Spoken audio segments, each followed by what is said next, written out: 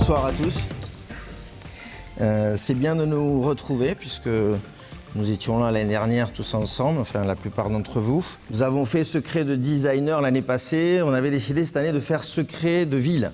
Lorsque j'ai rencontré Ramdam Touami, on s'était mis d'accord tous les deux pour qu'on puisse parler de la ville, des détails esthétiques et aussi de l'entrepreneuriat.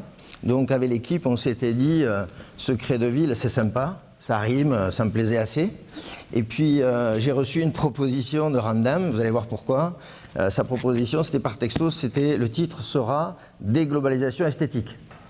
Waouh! D'abord pour dire combien je suis heureux, cher Stéphane, de voir qu'il y a tant de monde.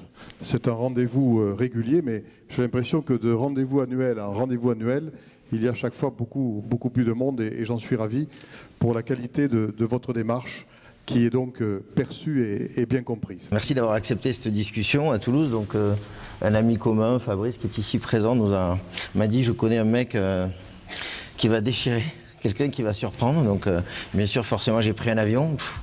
Je suis allé te voir direct. Et puis, effectivement, je me suis dit ça vaut le coup de le partager puisque notre rôle, c'est de partager les entrepreneurs, le design, etc. et les idées. Alors, quand on s'est vu pour préparer cette soirée, tu m'as... Il était 4h du mat, en boîte de nuit, rappelle-toi. Ne dis pas tout ce qui s'est passé. Tu m'as très vite parlé des ressources d'une ville qui font son identité. Ouais. Avec le regret peut-être que ce ne soit pas assez valorisé. Je parle des ressources naturelles et humaines. C'est quoi ta déglobalisation esthétique à toi? Parce que tout le monde m'a posé la question, ça fait à peu près 2 mois maintenant. J'aimerais bien entendre ta version. J'ai essayé de donner la mienne à chaque fois. Alors moi je vais la faire, c'est un mot ronflant là comme ça, mais c'est une vraie théorie que j'ai en moi, qui est profondément en moi.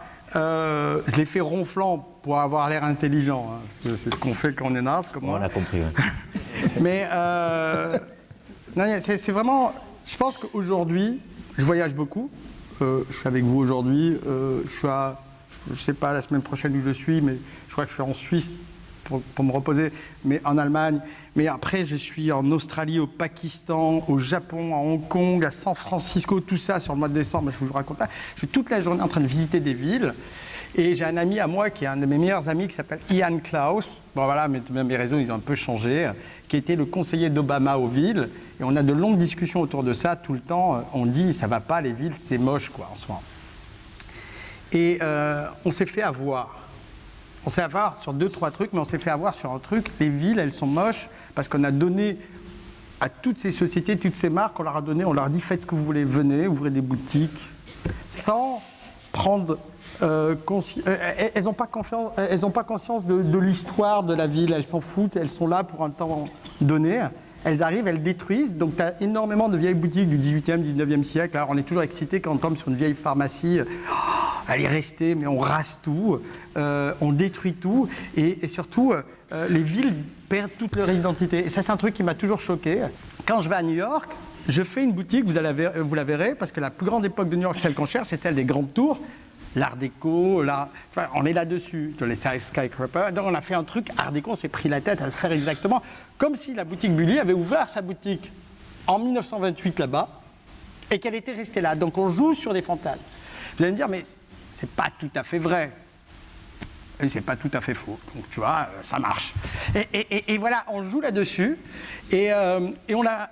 Et vous allez me dire, mais comment avec une chaîne, le faire dans plein de villes, c'est très compliqué quand on analyse. Donc on dit, tiens, à Londres, c'est victorien, ben on va faire une boutique victorienne. Avec les codes Bully, mais elle va être un peu victorienne. Quand on l'a fait à New York, on fait art déco.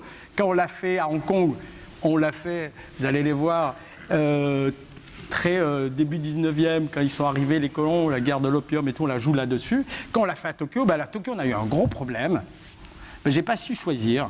Donc j'ai fait les 2 morceaux, vous l'avez vu dans la vidéo. C'est le carton d'invitation. Ouais, la boutique est coupée en 2. J'ai pas pu choisir, je savais pas quoi faire. Donc on fait une partie japonaise, une partie française, et ils se retrouveront dedans. Et elle a été élue plus belle boutique du monde cette année par plein de magazines.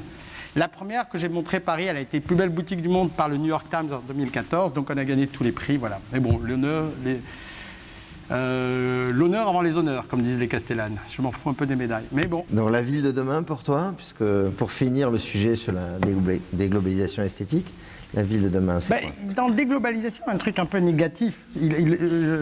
Monsieur Moudinque le disait, Monsieur le maire le disait juste avant. Mais je sais pas, moi je pense que c'est ça le futur. Je pense que c'est, tu vois, c'est. Il faut arrêter. Ce que j'expliquais, c'est facile, les affaires. C'est hyper facile pour que ça marche. Le gars qui crée, il est heureux. Et quand je dis ça, c'est moi. Je crée tout ce que je crée. Ça me rend heureux le moment où je le crée, le moment où il y a le prototype.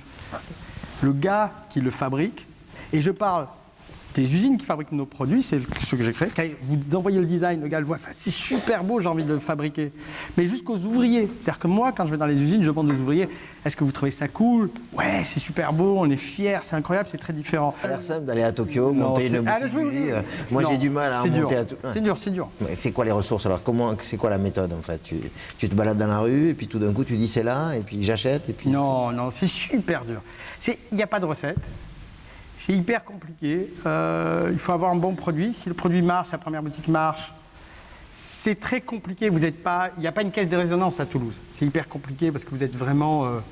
Paris est une caisse de résonance. New York, Londres, il y a une dizaine de villes dans le monde qui sont des caisses de résonance.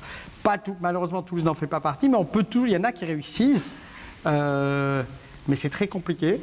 Donc, il faut partir de Paris, de Toulouse à Paris. Si ça marche à Paris, ça peut être développé, mais vous avez des gens qui ont réussi, hein. Comptoir des cotonniers, The Coopers. Je fais pas un complexe là. Non. Mais il y a des mecs qui ont réussi, il y en a qui, mondialement. Puis après, c'est beaucoup d'énergie, et puis pas. Il faut être sûr de soi. Il ne faut pas douter, sûr de son concept, et pas écouter les autres. Vraiment. Il faut avancer. Tu as ton idée, tu avances, tu ralentis pas, tu n'écoutes pas. Parce que les autres, ils vont dénaturer.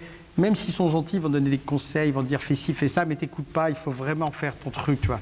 Et c'est à l'intérieur de toi, et même si c'est nul, ça marchera si tu mets beaucoup d'énergie. Si tu te bats, tu lâches pas, le mec finira par le... Tu sais, les mecs, des fois, t'achètes parce que le mec, tu dis, il va se suicider si tu achètes pas le truc. T'as jamais vu des vendeurs désespérés, quoi? Il y a un Roumain en bas de chez moi, mon pote, tu donnes pas une pièce, t'as peur de ne pas le revoir. Hein.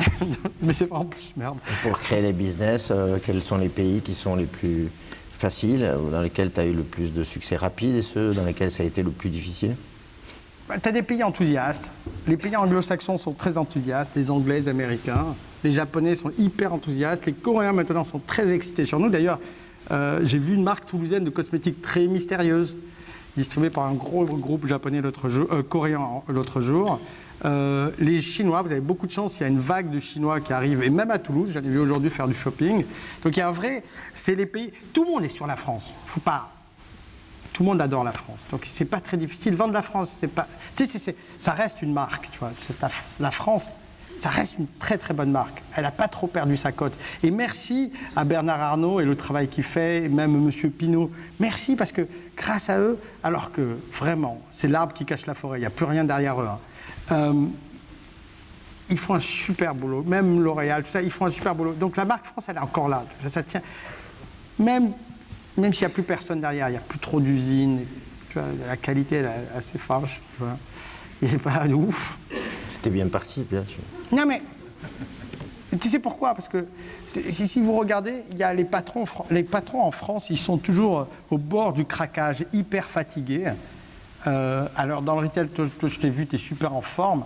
C'est parce que tu vas au spa tous les soirs. C'est ça. C'est le sport de haut niveau. Ils sont hyper fatigués. Je vais vous dire un truc pourquoi. Je m'en suis rendu compte en parlant avec tous mes amis, c'est que ça coûte tellement cher d'avoir des employés et les marges sont tellement petites et on est tellement ponctionné. Et je m'en fous, moi ça ne me dérange pas de payer des impôts, et je m'en fous. Mais on est au bout du rouleau, on est en craquage total, on n'a plus d'énergie et vous voyez beaucoup de gens qui sont au niveau... Et c'est pour ça que le pays est assez dépressif. Les patrons n'engagent pas des gens, donc les gens sont au bout du rouleau. Tout le monde est hyper fatigué parce que le patron, il a peur d'engager des gens. Alors tout le monde, ça fait créer un truc. Le patron est fatigué, ses employés sont fatigués, mais le patron ne veut pas engager des gens parce qu'il a peur de ne pas pouvoir les virer et tout. Et ça fait une sorte d'ambiance assez foireuse. Et ça fait des dépressifs, beaucoup de dépressifs. Ça va aller? Moi, ça va, alhamdoulilah. C'est important parfois de pouvoir partager des hommes que j'appelle des hommes remarquables. Voilà, je pense tout de suite qu'avec tous ces côtés positifs et bien sûr tes côtés négatifs, tu as été ce soir remarquable. Merci. Et je te félicite et je te Merci. remercie beaucoup.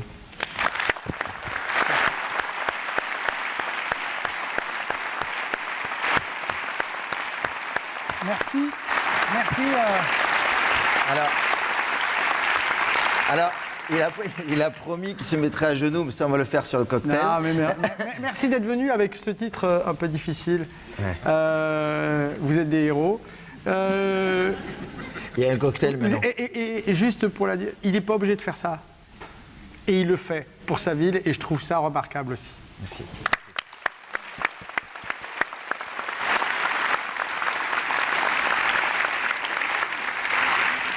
Un petit verre amical vous attend, voilà. Et merci encore d'être venus aussi nombreux. Bonne soirée. Merci.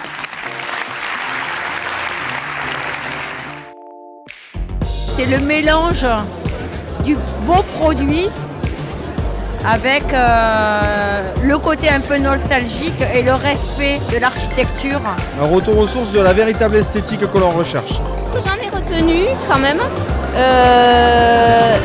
prendre le temps de regarder les choses, analyser et ensuite pouvoir retranscrire des choses mais en s'étant imprégné. Comme Stéphane, j'ai pas tout compris, mais par contre je me suis vraiment régalé, c'est un gars complètement inattendu, exceptionnel. C'est de certaines formes de respect du patrimoine. Et de ne pas dénaturaliser le lieu, de créer un espace chargé d'histoire pour créer un endroit où on se sente bien. C'est aller au bout de son idée, c'est provoquer le possible.